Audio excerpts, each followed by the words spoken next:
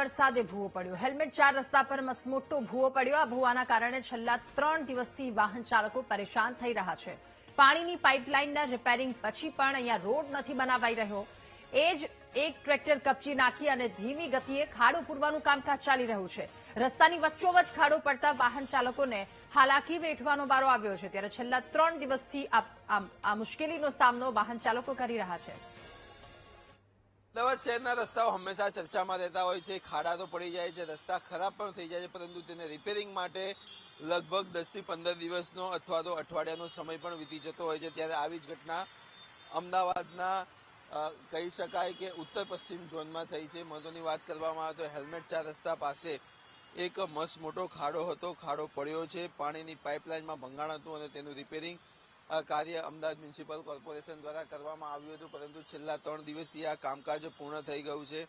જે પાઇપલાઇનનું રિપેરિંગ હતું તે રિપેરિંગ પણ પૂર્ણ કરી દેવામાં આવ્યું છે, પરંતુ ખાડો છે તે ખાડો હજી પૂરવાની કામગીરી અમદાવાદ મ્યુનિસિપલ કોર્પોરેશન દ્વારા કરવામાં આવ્યું નથી અને ફક્ત બેરિકેટિંગ જ કરી દેવામાં આવ્યું છે. ત્યારે તમે જે રીતે જોઈ શકો છો કે ટ્રાફિકના લીધે જે સમસ્યા અત્યારે હાલમાં સર્જાઈ છે, ટ્રાફિક જામ અહીંયા સતત જોવા મળી રહ્યો છે. લોકો હેરાન પરેશાન થઈ રહ્યા છે કે ક્યારે આ ખાડાનું નિવારણ આવશે, ક્યારે આ ખાડો પૂરવામાં આવશે, તે પણ લોકોના મનમાં પ્રશ્ન છે. લોકો હેરાન પરેશાન થઈ રહ્યા છે. ત્યારે જે ગાડીમાં અહીંયા જે છે તેમને પણ પૂછવાનો પ્રયત્ન કરીશું.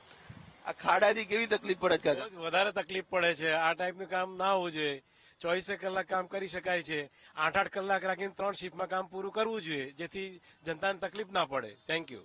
ચોક્કસથી જો વાત કરવામાં આવે તો 24 કલાક કામગીરી કરવાની વાત છે. 24 કલાક કામગીરી કરવી પડે અને તાત્કાલિક ધોરણે આ ખાડાનું રિપેરિંગ થાય તેવી પણ માંગ લોકો દ્વારા અત્યારે હાલમાં કરવામાં આવી રહી છે. ત્યારે હવે ખરેખર અમદાવાદ મ્યુનિસિપલ કોર્પોરેશન આ ખાડાની કામગીરી ક્યારે પૂર્ણ કરશે તે જોવું રહ્યું. કેમેરામેન આશિષ ડોડિયા સાથે પાર્થ જાની, વીટીવી ન્યૂઝ, અમદાવાદ.